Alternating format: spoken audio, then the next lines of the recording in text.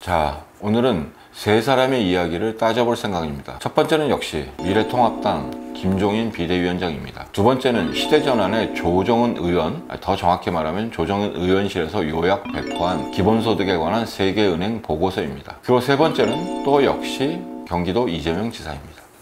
김종인 위원장이 지난 7월 14일 관훈 토론에 나섰습니다. 뭐 이런저런 이야기를 했는데 또 단연 중요한 것 중에 하나가 기본소득에 관한 이야기였죠. 그런데 지난번에 김종인 위원장을 제가 좀 높게 평가한 게 이른바 실질적 자유에 관해서 이야기를 했다는 거죠. 그때는 뭐 그런 얘기까지 했습니다. 자기는 보수라는 말을 별로 안 좋아한다. 자유를 어떻게 보장할 것인가, 이게 중요하다. 그런데 기본소득에 대한 논의가 이렇게 점점점 많이 진행되니까 기본소득에 대해서 나름대로 단도리를 해야겠다, 이런 생각을 한 것 같아요. 그래서 자기 나름대로의 기본소득을 딱 얘기하는데 이런 얘기를 합니다. 좌파가 이야기하는 것이 원래 기본소득의 본래 뜻이 아니다.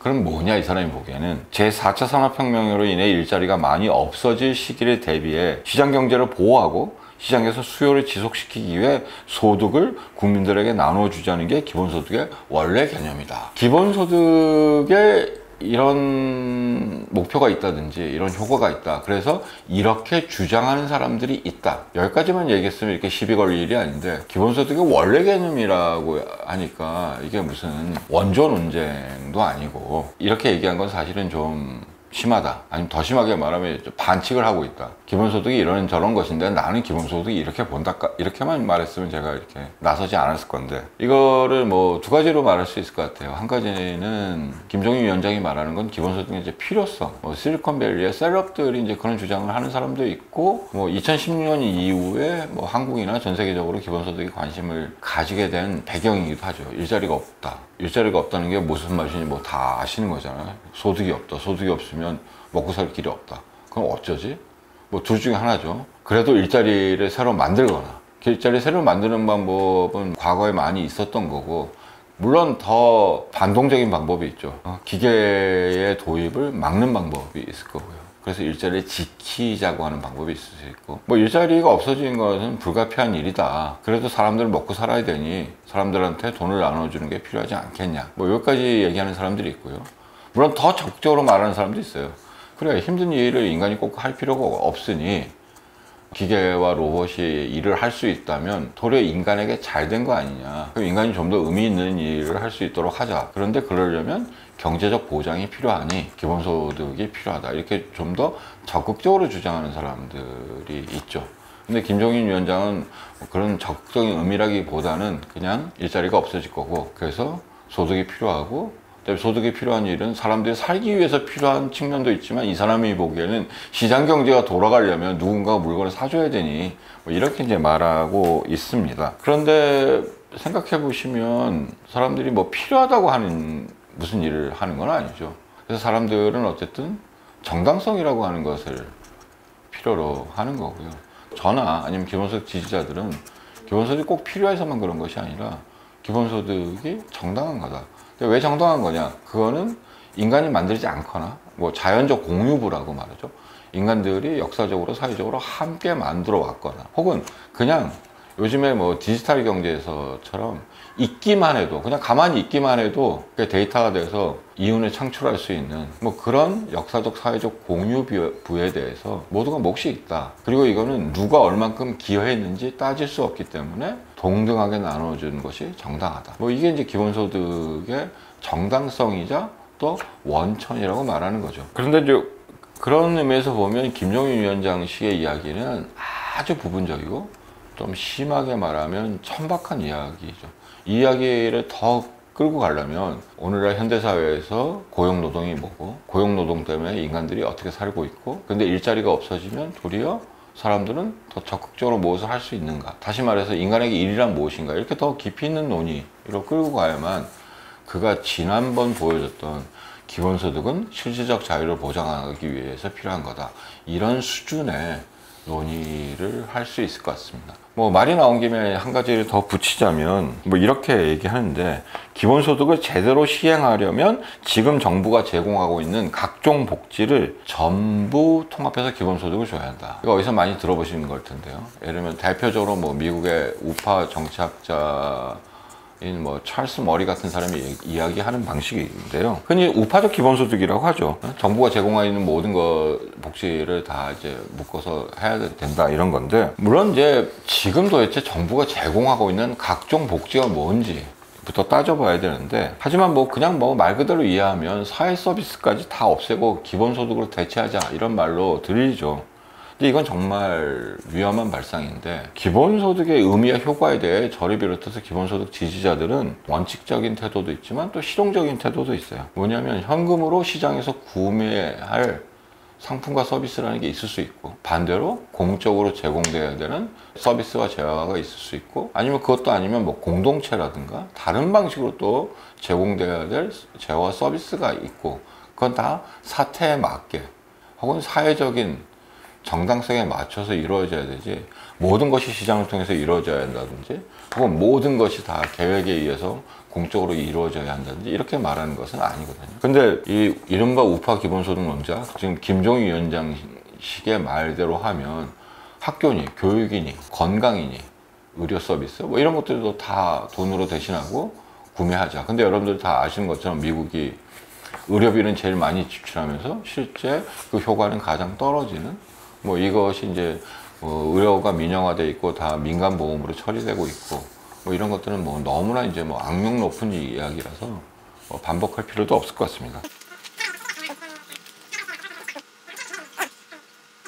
큰 간격이 있는 이유는, 물론 이 이야기를 더 거창하게 끌고 올라가면 뭐 1950년대에 지난번에 잠깐 말한 것처럼 소극적 자유와 적극적 자유 뭐 이런 얘기로 가는데, 뭐 소극적 자유라고 하면 뭐뭇으로부터의 자유, 그러니까 자기가 뭘 하려고 하는데 막지 않을 자유 이런 거를 말하고, 적극적 자유는 뭐뭐를 이제 할 수 있는 자유 뭐 이렇게 얘기를 하는데, 뭐 우리가 생각하기에는 당연히 그럼 적극적 자유가 좋은 거 아니야 이렇게 생각할 수 있지만, 그 대표적인 뭐 영국의 정치학자 이사야 벌린이 이제 이런 문제를 제기를 했을 때는, 적극적 자유를 원래 보장하려면 세금을 많이 걷어야 돼요.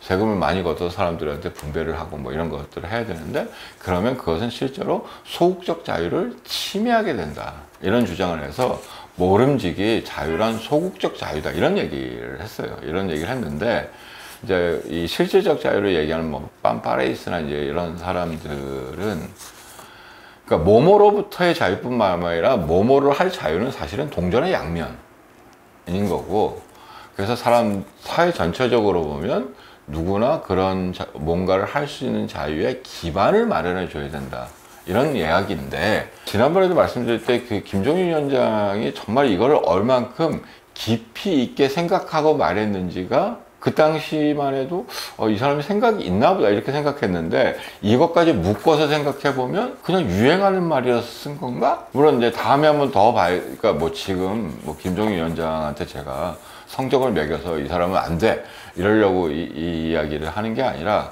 그 말들이 어떤 의미를 갖고 있는 걸 따져보는 거고, 김종인 위원장은 뭐 제가 뭐라고 해도 다음에 또 이야기를 할 테니 다음에 이야기를 또 하면 그것까지 다 묶어서 이 전체를 보면, 그래서 이 사람은 이런 얘기를 하는 거라는 거를 좀 더 정확하게 이야기할 수 있겠지만, 지금까지 보면 실질적 자유는 그냥 뭐 일종의 그 포장지로 쓴 건가? 뭐 이런 이제 의심이 어쨌든 들기는 하죠. 왜냐하면 이 미국에서 기존의 사회보장제도를 다 없애고 시장화해야 된다고 주장하는 것은 말 그대로 이제 소극적 자유의 관점에서 이야기를 한 거죠.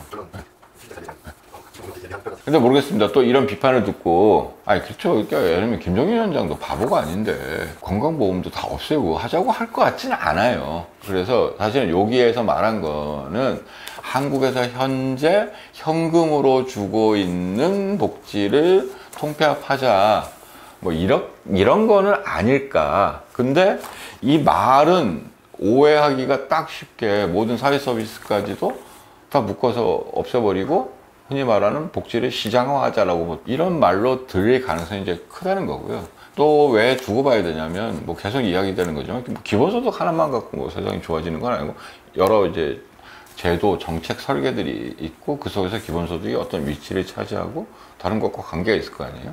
뭐 그 속에서 이제 판가름이 나겠죠. 이 사람이 생각하는 게 정말 우리가 생각하는 거랑 가까운 기본소득인지, 아니면 제가 좀 오늘 심하게 말할 때 이거 우파적 기본소득이네 라고 하는 말에 더 가까운 것인지는 좀 시간이 지나봐야 드러날 거고, 지난번에도 말씀드린 것처럼 뭐 천천히 이야기하겠죠. 대선까지 아직 시간도 많이 남아있고. 그래서 저는 이 김종인 위원장의 이 모든 말은 끊임없이 간을 보고 있는 거 아닌가 이런 생각도 좀 들고 그렇습니다. 정치적으로 보자면. 두 번째는 시대전환 조정은 의원실에서 아까 말씀드린 것처럼 요약 발표한 세계은행의 기본소득에 관한 보고서, 뭐 연구 보고서인데요. 지난 2월 8일에 나왔어요. 근데 이제 그때는 뭐 사람들이 보긴 했지만 코로나 바이러스가 이제 막 번지기 시작한 거라서 약간 옆에 놔뒀는데, 얼마 전에 그 중에 이제 일부를 조정은 의원실에서 요약 배포를 했죠.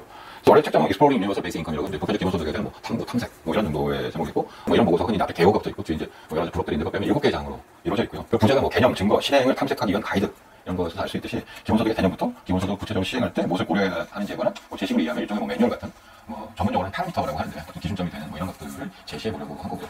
당연히 뭐 세계은행에 소속되어 있는 연구자들만 참여한 것은 아니고, 여러 어쨌든 기본소득을 지지하거나 연구하거나, 혹은 더 넓게 보면 뭐 그 공공부조 혹은 이제 뭐 사회보장에 관한 이제 전문가들이 참여해서 썼습니다. 뭐 세계은행 홈페이지에 가시면 연구한 PDF를 보실 수 있고요. 근데 조정은 의원실에서 요약 배포한 건 이제 제 4장인데, 그러니까 보편적 기본소득의 효과에 관한 비교 분석입니다. 백지 상태에서 이제 기본소득이 도입되는 게 아니라 각국의 어쨌든 현실들이 있는 거죠. 지금 뭐 그 경제 규모, 경제 뭐 그다음에 소득의 수준, 그다음에 이제 조세 체계, 뭐 재정, 그다음에 기존에 가지고 있는 뭐 사회보장 체제, 뭐 이런 것들 속에서 기본소득이 도입되면 어떤 효과가 있느냐, 그리고 그런 것을 감안했을 때 어떤 기본소득을 도입하는 게 적절하냐, 뭐 이런 식의 얘기를 하는데, 뭐 비교 분석이니까 여러 나라를 했는데 10나라를 했습니다. 근데 왜 이 10나라냐는 좀 따져볼 필요는 있는데, 제가 따지긴 좀 어려운데요. 일단 10나라가 뭐 다 아시는 나라예요. IT는 이제 카리브해에 있는 나라죠. 한국에서는 지진 난 것으로 유명한. 그다음에 카자흐스탄, 중앙아시아, 그다음에 모잠비크, 아프리카 있고, 네팔, 그다음에 브라질, 그다음에 인도네시아, 칠레, 인도, 러시아, 남아프리카 공화국. 근데 딱 느낌이 없어요. 왜 이른바 선진국은 없지? 뭐 이런 거죠. 그러니까 북아메리카에는 뭐 예를 들면 미국, 캐나다, 뭐 일본, 그다음에 유럽의 대부분의 뭐 주로 서유럽하고 북유럽이겠지만 그런 나라들은 다 빠져 있습니다. 그럼에도 불구하고 어쨌든 이 10나라를 이제 두 가지 방식으로 분류를 해요. 하나는 소득 수준을 네 가지로 분석하는데, 하나는 저소득 국가, 중간에서 좀 낮은 소득, 중간에서 좀 높은 소득, 고소득 국가, 이렇게 네 가지로 나누고, 그래서 예를 들면 뭐 IT, 모잠비크, 네팔은 저소득 국가, 인도네시아는 하위 중간, 그다음에 브라질, 카자흐스탄, 남아프리카 공화국은 상위 중간, 그다음에 칠레와 러시아는 고소득 국가, 뭐 이렇게 분류를 하고, 또 다른 분류법은 뭐 예를 들면 한국이 잘 사는 고소득 국가에 속하는데 사회보장은 낮은 편이잖아. 그런 거 비슷하게 사회보장이 어떻게 되느냐, 예를 들면 누진적으로 지출하지만 최빈곤층에 대해서 낮은 수준만 보장하는 나라, 카자흐스탄 뭐 IT, 뭐 평균적으로 역진적으로 지출하지만 보장을 낮게 하는 나라, 이게 모잠비크, 네팔. 강하게 누진적으로 지출하고 보장도 높은 나라, 브라질, 인도네시아. 약간 누진적이거나 평균적이면서 높은 보장을 하는 나라, 뭐 칠레, 인도, 러시아, 남아프리카 공화국 이렇게 있는데, 이런 나라들 각각에 대해서 예를 들면 어떤 기본소득이냐는 뭐 네 가지 정도의 시나리오가 있는데, 하나는 이제 최근에 한국에서 이야기 많이 되는 예산 중립적, 기존에 그 현금성으로 나가던 거를 더 늘리거나 줄이지 않고 고스란히 모든 사람에게 주는 기본소득으로 도입하면 어떤 효과가 나느냐. 생각하시면 너무 뻔한 결과가 나올 것 같잖아요. 일부에게 주던 거를 그것만 가지고 전체에 나눠주면 당연히 원래 받던 사람들에게 돌아가는 것은 적어질 가능성이 있고, 그렇기 때문에 당연히 빈곤 축소 효과는 떨어지죠. 나머지 세 가지 시나리오는 기본소득 액수를 어떻게 할 거냐. 제일 많이 하는 것은 빈곤선 이상을 주는 거예요. 예를 들면 한국에서는 기초생활보장 1인 생계비 이상, 뭐 대표적인 게 한국에서는 기본소득당에서 60만 원 정도를 주장하는 게 가장 대표적인 거고, 예를 들면 기존에 많이 이야기되는 월 30만 원 모델은 그것보다 한참 모자란 금액이라서 뭐 한국에서는 그것을 부분 기본소득이라고 이야기를 하고 있죠. 자, 여기까지 얘기하고 그러면 조정은 의원실에서 요약 발표한 내용의 핵심적인 건 뭐냐? 두 가지죠. 하나는 예산 중립적 기본소득, 아까 말씀드린 기존의 공공부조를 다 더해서 모든 구성원에게 기본소득을 나눠줄 경우 어떤 효과가 있느냐? 5분위로 나누는데요. 뭐 소득이 가장 낮은, 제일 높은 것까지 5개 구간으로. 소득 하위 20%인 경우에 70% 정도가 이득을 본다. 그러면 소득 하위 20%, 최빈곤층의 30%는 손해를 본다. 지금 받는 거에 비해서. 이런 이야기인데, 그리고 당연히 안 받던 사람들까지 올라가니까 소득권이 올라가면 올라갈수록 혜택을 보는 사람들의 비율이 높아서 도리어 최상층의 경우에는 그 내에 92%까지 이득을 보는 것으로 되어 있습니다. 한국이 이 10나라에 들어가지 않아서 사실은 이제 논란이 됐던 건데, 이 보고서를 가지고 한국이 여기 들어가지 않는데 한국에서 이 보고서를 가지고 한국에서 기본소득을 하는 것의 효과를 따지는 게 무슨 의미가 있느냐. 그래서 이제 유비에서 비슷한 케이스로 보자면 한국처럼 세금의 누진성이 작고 사회보장이 좀 불충분한 나라인 경우에는 기본소득이 효과적이다. 이게 조정은 의원실에서 이 보고서를 요약하면서 내는 이야기입니다. 물론 좀 전에 말씀드린 것처럼 한국이 이 비교분석에 들어가지 않아 있기 때문에 이 보고서에서 곧바로 한국 이야기를 끌어내는 게 적절하냐. 물론 비슷할 수 있는 나라들이 있으니까 무리는 아니지만 그래도 매우 유의할 점이 있다. 이건 한 가지 당연히 이야기해야 되는 거고요. 다음으로 이 보고서가 이야기하는 건 도대체 기본소득을 왜 도입하느냐. 근데 여기서는 두 가지만 이야기하고 있는데 이건 이제 기존의 사회보장 속에서 넘어온 이야기라서 하나는 이제 빈곤철폐, 또 하나 혹은 빈곤축소, 또 하나는 이제 재분배 효과가 얼마나 되느냐 뭐 이런 거고요. 그러니까 다시 말하면 아까부터 반복되는 얘기인데 기본소득 권리라든지 이런 맥락에서 해야 된다 이런 얘기를 할 것은 아니고 왜냐면 빈곤철폐나 뭐 재분배라고 하는 것은 현재 뭐 누구나 동의하고 있는 목표니까 거기에 기존의 제도보다 기본소득이 더 나은지 뭐 이런 것들을 확인하려고 한 거고요. 근데 그 결과를 보면 한국도 이런 연구들이 있어요. 아까 말씀드린 예산 중립적 돈을 더 늘리지 않고 그럼 당연히 빈곤 축소의 효과가 적죠. 그러니까 한정된 예산을 일부에게 나눠주다가 모두에게 나눠주니 원래 받던 빈곤층에 돌아가는 몫이 당연히 적어지고 그럼 빈곤 축소가 떨어지죠. 그건 아까 말씀드린 나머지 세 가지 시나리오 제일 많이 주는 뭐 빈곤선 이상을 주는 것부터 뭐 빈곤 갭을 맞춰준다든지 아니면 기존의 그 수당의 평균값을 나눠준다든지 이런 것들은 당연히 빈곤 철폐와 재분배 효과가 좀 더 커질 수 있죠. 근데 물론 이것도 뭐 무엇에 의해서 영향을 받느냐 하면 재원을 여기서 이제 세금만 갖고 얘기하는데 뭐 직접세로 할 거냐 아니면 간접세로 할 거냐 그것도 뭐 누진적으로 할 거냐 아니면 누진적이지 뭐 평균적으로 할 거냐에 따라서 당연히 달라지는 용의 문제입니다. 저는 이 세계은행 보고서 관련 세 가지 정도 말할 수 있는 것 같은데요. 첫 번째는 그 열나라에 비교 연구를 가지고 한국에 곧바로 대입하기는 도리 어렵고 한국의 사회보장과 조세체계에 대한 유사한 연구가 일단 좀 필요하다. 이게 먼저 필요하고 물론 지금 사람들이 하고 있지만 두 번째는 기본소득 도입하기 위해서는 지금보다 재원이 어쨌든 더 필요하고 이것은 현재 수준에서 우리가 이야기할 수 있는 것은 조세개혁이라는 것이 필수적이다. 셋째는 기본소득 도입할 필요성에 대한 사회적 합의인데요. 이 보고서에서는 빈곤철폐하고 뭐 재분배 혹은 분배 이야기만 했는데 김종인 위원장의 말처럼 일자리 없는 미래에 대한 대안인가 아니면 다른 무엇인가 뭐 이것에 대해서 사람들이 합의를 해야 돼서 과연 기본소득이라는 게 뭐냐 그리고 어떤 효과를 누리느냐에 따라서 기본소득을 뭐 지지할 거냐 아니면 기본소득이 도입됐을 때 어떤 기대를 할 수 있는가에 대해서 사람들이 충분히 이야기할 수 있다고 생각합니다. 그 결론은 사실은 예산 중립적인 방식으로 하면 사실은 안 된다고. 그런데 빈곤선 수준 우리식으로 말하면 뭐 50만 원, 60만 원까지 주는 거는 나라마다 다르다. 왜냐면 아주 가난한 나라 같은 경우는 전체 GDP에서 차지하는 몫이 너무 많아서 이건 좀 불가능할 거다. 뭐 이런 게 있고 물론 거기에는 그것도 들어있죠. 정치적으로 이게 실현 가능하지 않을 수도 있고 근데 나라에 따라서는 그게 많은 경우에는 뭐 GDP 50%까지 돼버리는 나라도 있어서 현재 그건 너무 힘들 거고 대신 GDP의 뭐 20 몇 프로 정도 되는 나라는 할 수도 있을 텐데 정치적인 어쨌든 저항이나 이런 게 있을 수 있다. 기존의 경제학이나 이런 걸 가지고 기본소득 자체를 그런 식의 마이크로 시뮬레이션을 하는 세상이 왔다. 그러니까 이 주제에 관심을 기울여서 기존의 사회보장제도를 기본소득으로 이렇게 대체해서 일부에게만 주던 것을 사회 전체 구성원한테 주는 것으로 바꿀 가능성 자체를 찾아보는 행위니까 뭐 그만큼 진전이 있었다고 말할 수도 있죠. 과거에는 그런 거에 관심이 없었고 그런 사회보장이라든지 이러면 없는 사람에게만 주는 어떤 것이라고 생각했던 건데 모두에게 주는 것을 한번 해서 계산을 해보자 뭐 이런 거니까 그만큼 진전이 있었다고 할 수 있죠. 그리고 그것도 세계은행에서 그런 걸 했다는 거니까 이게 이제 나름의 제도적 권위 뭐 이런 게 있죠. 이런 사람들도 여기에 이런 관심을 기울이고 있구나. 자, 이재명 지사 얘기해볼까요? 오늘 이야기할 거는 지난 8일에 있었던 얘기죠. 재판 결과가 나오기 전인데 이게 어떤 자리였냐면 더불어민주당 경기도 예산정책협의회 그러니까 자기가 속한 정당, 집권여당이죠. 과 경기도 지사로서 어쨌든 정책협의회를 하는 자리에서 부동산 문제에 대해서 이런 이야기를 했습니다. 부동산과 관련해 가장 강력한 정책은 불로소득을 줄이는 것이며 이런 불로소득을 지방세로 환수해 기본소득을 지급하자 뭐 이런 얘기를 했습니다.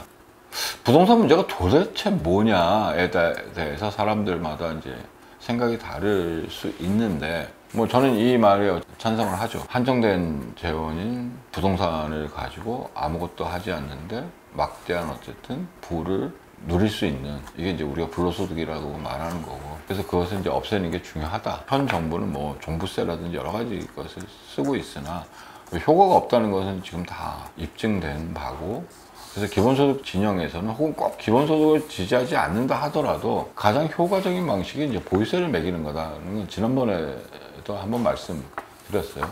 근데 이제 보유세를 매기려면 모든 부동산에 대해서 일률적으로 매겨야 되기 때문에 없는 사람들이 부담이 더 갈 수 있고 그래서 그렇게 걷는 돈을 토지 배당 이런 형태로 나눠주자. 그래서 이게 기본소득적 방식으로 부동산 문제에 접근하는 방식이고, 뭐 이건 이제 원리상으로는 이제 생태세와 생태배당하고도 이제 비슷한 거죠. 근데 이제 여기서 약간 이제 문제가 되는 게 그거죠. 이제 지방 정부가 알아서 좀 사용하게 해달라. 그 말은 그 자체로는 그렇게 이상한 말도 아니고 좋은 말인데, 왜냐면 우리도 알고 있는 것처럼 지방 자치가 더 확대되는 방향으로 가는 게 좋다. 그리고 이제 그러려면 당연히 뭐 조세 재정권이라는 자치라는 게 도대체 뭐냐? 자기가 돈을 걷어 자기가 돈을 쓸 수 있는 정도의 수준이 돼야 되는데, 현재 뭐 거의 한국은 그런 형편이 아닌 거고, 그래서 뭐 지난번에도 뭐 경기도 재난 기본소득이 됐건 아니면 경기도 청년 기본소득이 됐건, 이거는 이제 주어진 예산 범위 내에서 억지로 어쨌든 만들어낸 돈이라고 볼 수 있죠. 그런데 이제 한국의 부동산 문제만큼 심각한 게 수도권의 집중 문제, 이른바 불균형 문제가 심각하고, 그래서 좀 부유한 지방자치단체하고 그렇지 못한 단체로 나눠지는 게 현실이고, 그래서 그런 문제가 교정되지 않은 채로 지방의 이 부분을 많이 이양하면 이 불균등이 더 심화되지 않을까, 뭐 이런 우려가 있고요. 기본적인 방향은 맞고, 그런데 이런 걸 들을 때마다 드는 생각이 그거죠. 그러니까 기본소득이라고 하는 것이 우리 사회가 전체적으로 어느 방향으로 가야 될 거냐에 관한 논의 속에서 다른 정책과 이제 어울릴 때만 의미 있는 효과를 발휘하지 않을까. 이게 이제 이재명 지사가 지난 8일 날 부동산 문제에 대해서 방향은 잘 잡았으나 현재 불균등한 지방 상태를 놓아두고 그대로 하면 지방 사이의 불균등이 더 심화될 우려도 있지 않겠느냐라고, 어쨌든 일종의 뭐 저는 첨언을 하는 수준에서 말씀을 드린 겁니다. 예, 뭐 이제 마칠 시간인데요. 그 새로운 것을 받아들이는 것보다 더 어려운 게 낡은 생각을 버리는 거다, 이런 얘기가 있습니다. 그러니까 세계은행 보고서 같은 것은 이른바 이제 증거에 기반해서 꼭 원칙, 정당성만 얘기하는 게 아니라 새로운 제도의 효과를 좀 입증해 보려고 하는 시도이고요. 물론 이제 맨 앞에서 말씀드린 것처럼 뭐 효과가 있다고 해서 아무거나 하는 것은 아니고, 뭐 정당성이 있어야 되고 이게 우리가 원칙이라고 부르는 건데, 근데 사람이 뭐 이성만 가지고 움직이는 것이 아니라 이득에 의해서도 움직인다고 하면, 그래서 기본소득이 더 이런 걸 감안하면 기본소득이 효과적이다, 이런 것을 증명하려는 시도는 계속 어쨌든 이루어질 필요가 있고, 원칙을 버리지 않되 끊임없이 어쨌든 현실에 적합한 제도하고 이행 방식 혹은 뭐 로드맵이라고 하는 것을 만들어내려고 하는 시도, 이런 것들이 끊임없이 이루어지기를 어쨌든 바랍니다.